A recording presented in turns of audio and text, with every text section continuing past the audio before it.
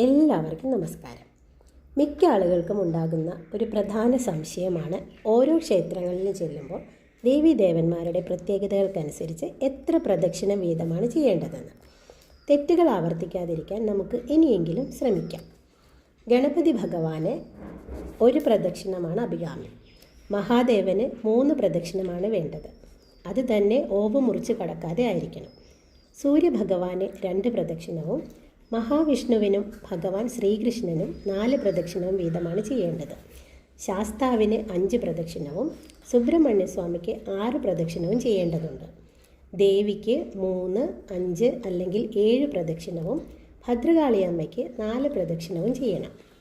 ഹനുമാൻ സ്വാമിക്ക് 3 പ്രദക്ഷിണവും ചാമുണ്ടേശ്വരി ദേവിക്ക് 4 പ്രദക്ഷിണവും മാരിയമ്മന് 4 പ്രദക്ഷിണവും വെങ്കടാചലപതിക്ക് 4, 7 അല്ലെങ്കിൽ 9 പ്രദക്ഷിണ വീതവും ചെയ്യുന്നതാണ് ഉത്തമം.